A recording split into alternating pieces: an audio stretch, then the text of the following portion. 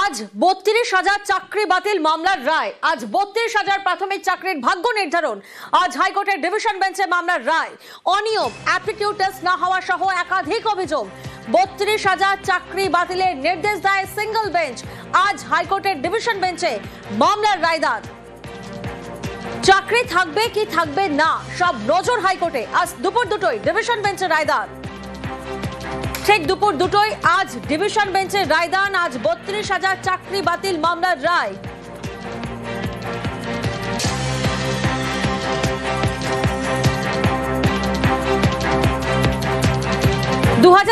TET থেকে 2016 সালে রাজ্যে নিয়োগ হয় 42,949 জন প্রাথমিক শিক্ষকের। প্রশিক্ষণপ্রাপ্ত শিক্ষক হিসেবে নিযুক্ত হয় 10,900 মতন।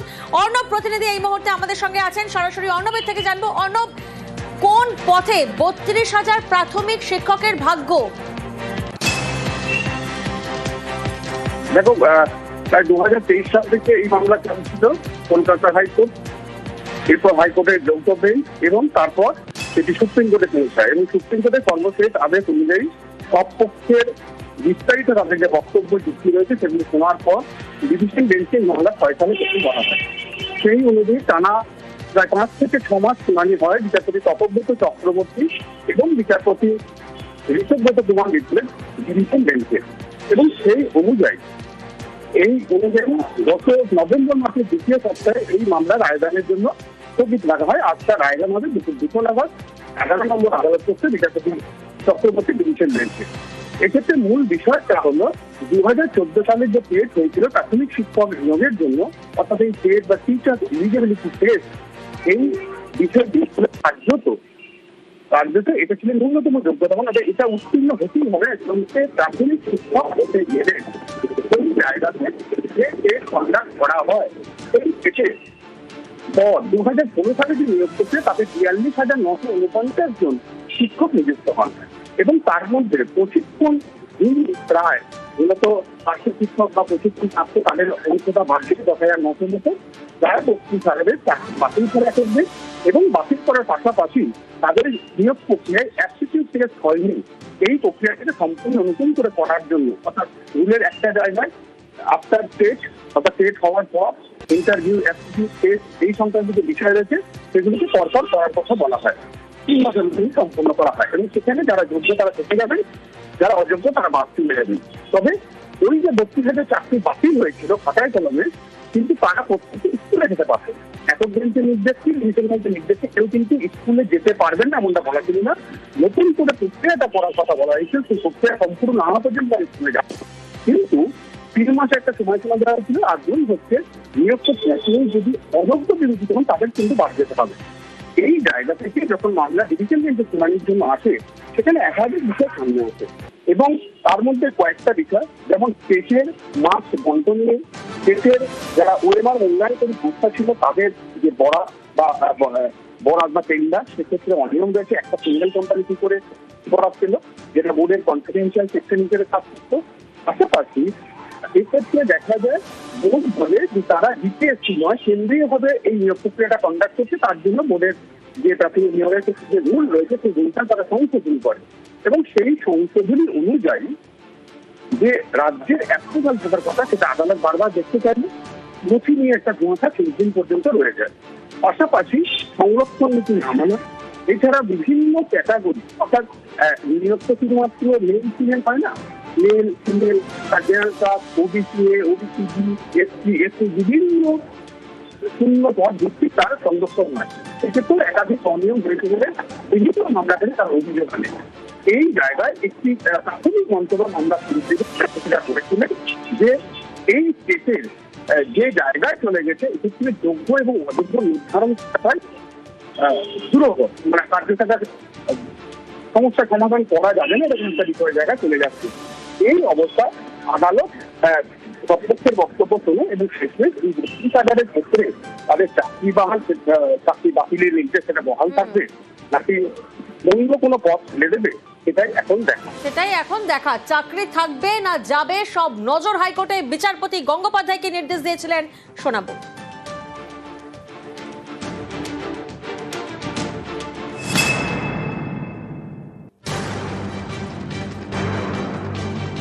32,000 প্রাথমিক শিক্ষকের চাকরি বাতিলের নির্দেশে অন্তর্বর্তী স্থগিতাদেশ দিল বিচারপতি সুব্রত তালুকদারের ডিভিশন বেঞ্চ।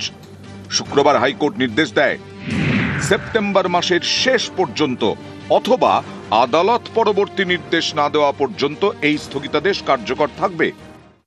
যত টার্মিনেশন বলেছিল, ক্যান্সেলেশন অফ অ্যাপয়েন্টমেন্ট বলেছিল, সেই ক্যান্সেলেশন স্টে, ফুল স্টে।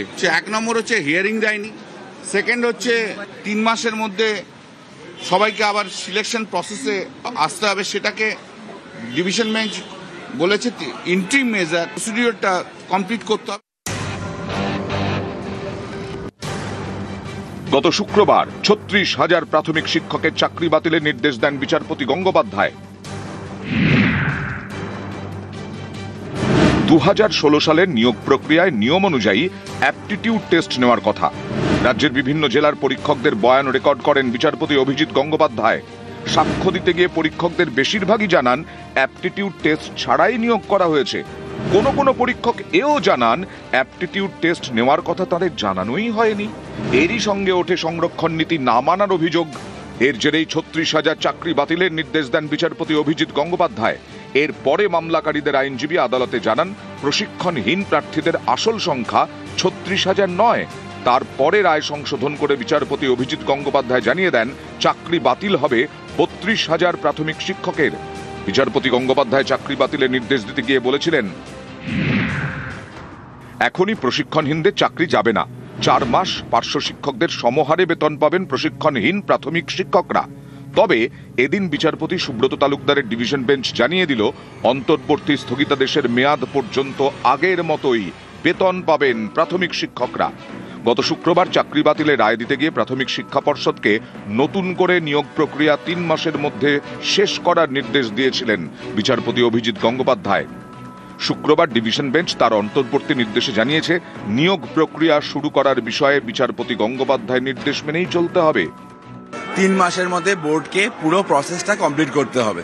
এর ফলে যারা অযোগ্য তারা বাদ যাবেন, সেক্ষেত্রে তারা নর্মাল স্যালারি যারা পেতেন সেটাই পাবে, কিন্তু এই প্রসেস কমপ্লিট হয়ে প্যানেল প্রকাশ হওয়া পর্যন্তই।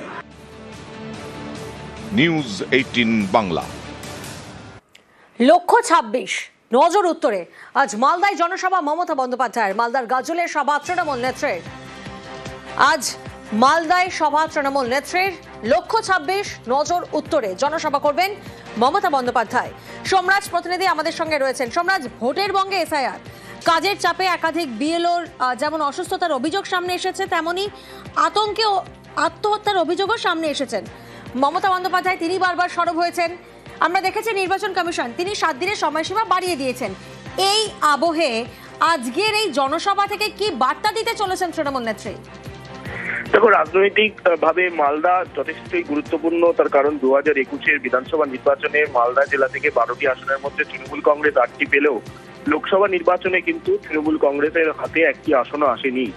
ফলত এই এসআইআর কে কেন্দ্র করে মালদা জেলা থেকে মমতা বন্দ্যোপাধ্যায় যে সুর চড়াবেন তাতে কোনো সন্দেহ নেই। বিশেষ করে এই এসআইআর এর জন্য একের পর এক বুথ লেভেল অফিসারদের আত্মহত্যার ঘটনা, কাজের চাপে যেমনটা অভিযোগ উঠেছে, শুধু তাই নয়, একের পর এক বুথ লেভেল অফিসারদের অসুস্থতার ঘটনা। এসআইআর কে কেন্দ্র করে নির্বাচন কমিশনের তরফে যেভাবে একের পর এক পদক্ষেপ জানিয়ে বিভিন্ন সময় মমতা বন্দ্যোপাধ্যায় সরব হয়েছেন, বিভিন্ন সময় অফিসারদের ভয় দেখানো হচ্ছে জানিয়ে ইতিমধ্যেই মমতা বন্দ্যোপাধ্যায় সরব হয়েছেন। এই মালদা জেলা থেকেই এসআইআর কে কেন্দ্র করে মমতা বন্দ্যোপাধ্যায় যে আরো সুর চড়াবেন তাতে কোনো সন্দেহ নেই। বিশেষ করে 2026-এর বিধানসভা নির্বাচনে এই মালদা জেলাকেই যখন পাখির চোখ করেছেন তৃণমূল নেত্রী মমতা বন্দ্যোপাধ্যায়। পাশাপাশি কেন্দ্রীয় বঞ্চনাকে সামনে রেখেও মমতা বন্দ্যোপাধ্যায় আরো সুর চড়াবেন, যেখানে কলকাতা হাইকোর্টের তরফে 100 দিনের কাজের টাকা কেন্দ্রকে দিতে বলা হলেও এখনো পর্যন্ত 100 দিনের কাজের টাকা কেন্দ্র দেয়নি। একাধিক খাতে কেন্দ্রীয় বঞ্চনা রয়েছে বলে অভিযোগ তুলে বারবার সরব হয়েছেন মমতা বন্দ্যোপাধ্যায়। আজকে মালদা জেলা থেকেও এই ইস্যুকে সামনে রেখে ফের সরব হবেন মমতা বন্দ্যোপাধ্যায় বলেই মনে করা হচ্ছে। তৃতীয়ত, তুমি দেখেছো গতকাল রাজ্য সরকারের গত 15 বছরের উন্নয়নের খতিয়ান পেশ করেছেন মমতা বন্দ্যোপাধ্যায়। এই উন্নয়নের খতিয়ানকে সামনে রেখে কিভাবে ব্লকে ব্লকে প্রচার করবে তৃণমূল কংগ্রেস তা নিয়েও বেশ কিছু দিক নির্দেশ তুলে ধরতে পারেন মমতা বন্দ্যোপাধ্যায় বলেই মনে করা হচ্ছে।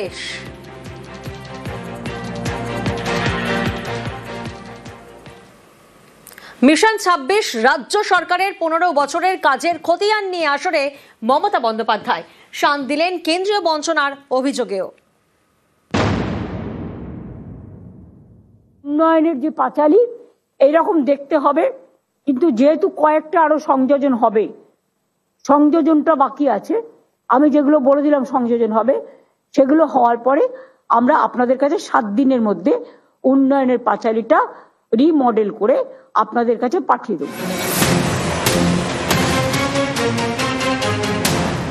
বছর গড়ালেই রাজ্যে বিধানসভা নির্বাচন, তার আগে 15 বছরের কাজের খতিয়ান। মঙ্গলবার নবান্নে প্রকাশ করা হলো উন্নয়নের পাঁচালী। পাশে পরস্পর হাতে হাত রেখে কিভাবে ভরেছে সিন্ধু বিন্দু বিন্দু থেকে, তারে গৌরব গাথা করতে বর্ণনা, নতুন পাঁচালী গান করেছি রচনা। শুনো শুনো বন্ধুগণ, শুনো দেয়া মন, বাংলার উন্নয়ন করে বিবরণ। আমাদের উন্নয়নের পাঁচালী যেন ঘরে ঘরে পৌঁছে যায়। আপনারা ইলেকশনের কাজ যেমন করছেন করুন, আমাদের কিছু মানুষের কাছে কমিটমেন্ট আছে। নতুন যে কাজগুলো দেওয়া হয়েছে, যে যত তাড়াতাড়ি করবে রাজ্য সরকার থেকে তাকে বিশেষ পুরস্কৃত করা হবে। এবং মিনিস্টারদেরও বলবো এসব ব্যাপারে লক্ষ্য রাখতে। আর সিএস কে বলবো এই কাজগুলো ঠিকমতো মনিটর হচ্ছে কিনা। 10 জন অবজারভার তো আমরা সিনিয়র পাঠাচ্ছি জেলায় জেলায় দেখার জন্য, কিন্তু তা সত্ত্বেও একটা মনিটরিং টিম স্টেটের থেকে করে দেওয়া। গত কয়েকটি নির্বাচনে মহিলারা ঢেলে ভোট দিয়েছেন তৃণমূলকে। 26-এর আগে তাই নজর মহিলা ভোটে। আমরা বছরেই তো 12,000 টাকা দিই, প্রতি বছর, 5 বছরে নয়, 5 বছর আমরা 60,000 দিই এখনো পর্যন্ত। এবং যারা শিডিউল কাস্ট শিডিউল টাইপ তারা 12 করে পায়, তাহলে বছরে তারা কত পাচ্ছে? 14,000। তাহলে 14 5 দিয়ে গুণ করুন, 70 হয়ে গেল। তাই আমাদের সংখ্যাটা এখনো পর্যন্ত যেটা আছে, 2,21,00,000 মহিলা লক্ষ্মীর ভান্ডার এখনো পাচ্ছেন। লক্ষ্মীর ভান্ডার মনে রাখবেন, অনেক রাজ্যে বিজেপি যেটা দেখানোর জন্য করছে, বিহারে ভোটের আগে 10,000, ভোটের পরে বুলডোজার। 14 বছরে রাজ্যে 2 কোটি লোকেরও বেশি কর্মসংস্থান হয়েছে।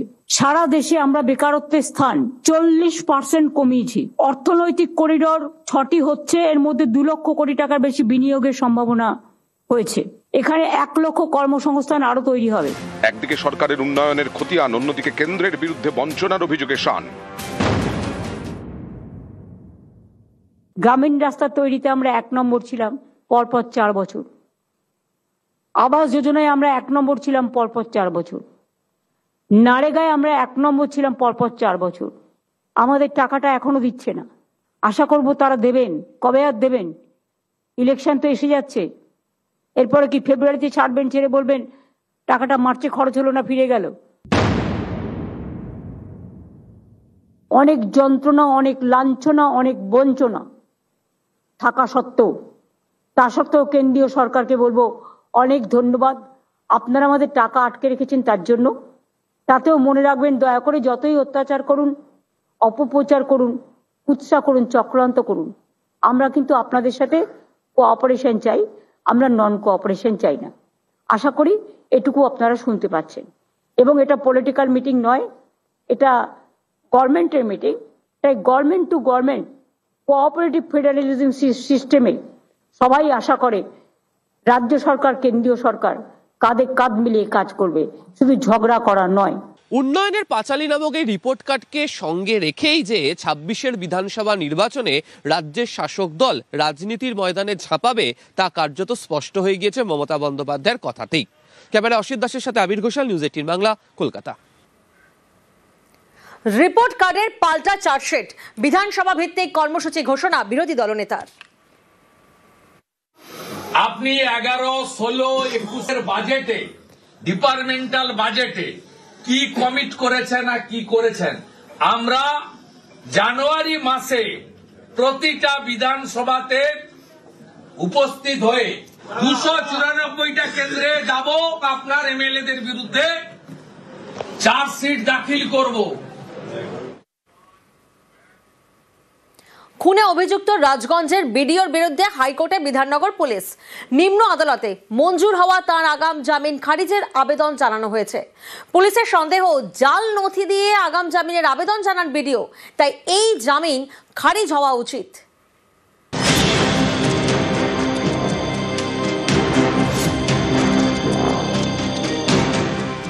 30 অক্টোবর নিউ টাউনের যাত্রাগাছি থেকে সোনা ব্যবসায়ী স্বপন কামিল্লার দেহ উদ্ধার হয়। নিহতের পরিবার অভিযোগ দায়ের করে জলপাইগুড়ি রাজগঞ্জের বিডিওর বিরুদ্ধে। 11 নভেম্বর বিডিও প্রশান্ত বর্মন বারাসাত জেলা আদালতে আগাম জামিনের আবেদন জানান।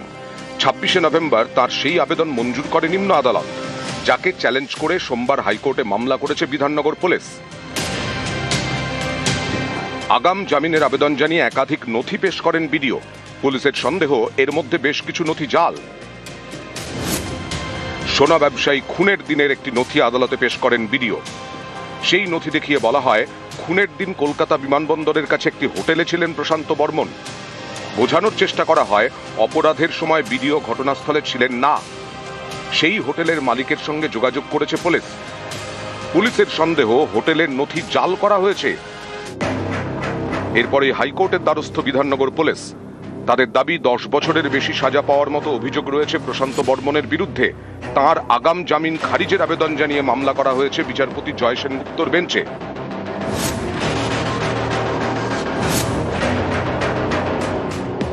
26 নভেম্বর বারাসাত আদালতে ছিল বিডিওর আগাম জামিনের আবেদন মামলা।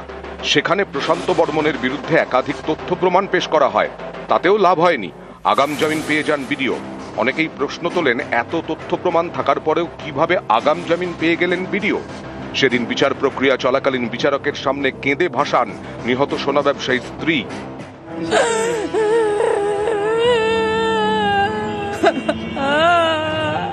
বহুত প্রবলশালী, বহুত টাকা পয়সা তার কাছে আছে, তাই জন্য আমাকে একটু আমি আমার গরিব মানুষ, আমার স্বামীকে মেরে ফেললো, আমি কি করে বাঁচবো, কি করে রাখবো? তাকে কোনো শাস্তি নাই তার। ওকে প্রশান্ত বর্মনই মর্ডার করেছেন, সে নিজেই মর্ডার করেছেন, কিন্তু যে মর্ডার করছেন সে ফাঁকা। আমি চাইছি যে প্রশান্ত বর্মনকে অ্যারেস্ট করুন। খুনে অভিযুক্ত রাজগঞ্জের বিডিও আগাম জামিন পেয়েছেন নিম্ন আদালত থেকে। সেই আগাম জামিন খারিজের দাবিতে হাইকোর্টে বিধাননগর পুলিশ। এই সপ্তাহে দ্রুত শুনানি চেয়ে দৃষ্টি আকর্ষণ করা হতে পারে। নিউজ 18 বাংলা। জলপাইগুড়িতে স্বপ্নের বাড়ি, বাংলার বাড়ি, স্বপ্নের বাড়িতে গৃহপ্রবেশ। প্রশাসনিক কর্তা ব্যক্তিদের তাই আমন্ত্রণ।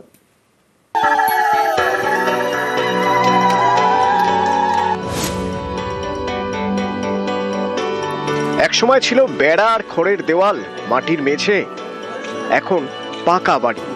এ যেন স্বপ্ন হলেও সত্যি। আগে তো আমাদের টিনের ঘর ছিল, তো এখন হচ্ছে পাকা ঘরে হয়েছে, আমাদের খুবই ভালো লাগছে। স্বপ্নের বাড়িতে গৃহপ্রবেশ, প্রশাসনিক কর্তা ব্যক্তিদের আমন্ত্রণ, মিষ্টিমুখ। বাংলার বাড়ি রাজ্য সরকারের প্রকল্প। এই প্রকল্পে আবেদন করলে পাকা বাড়ি তৈরির জন্য টাকা দেয় রাজ্য সরকার। জলপাইগুড়ি সদরে এমন ৯,৯২০টি বাড়ি তৈরি হয়েছে। এর মধ্যে মণ্ডলঘাট এবং খারিজার বেরুবাড়ির 5টি বাড়িতে সোমবার গৃহপ্রবেশের অনুষ্ঠান ছিল।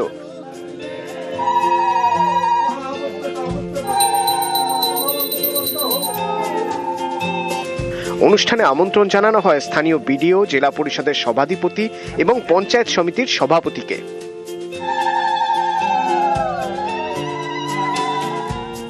অপূর্ব, খুবই ভালো লাগছে।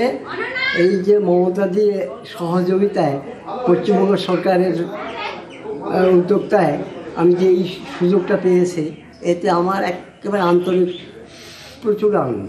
আরে বাবা, এই টাকা না হলে আমার ক্ষমতাই ছিল না, সাহসে পাইনি। খারাপ ছিল, প্রশাসন খারাপ ছিল।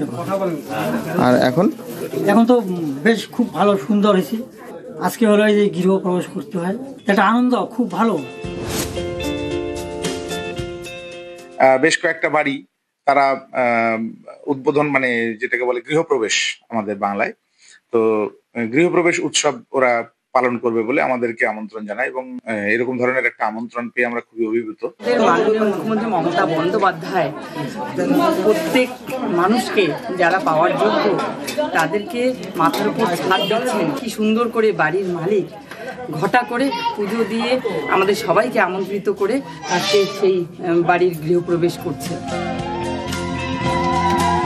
জলপাইগুড়ি থেকে শান্তনু কর, নিউজ 18 বাংলা।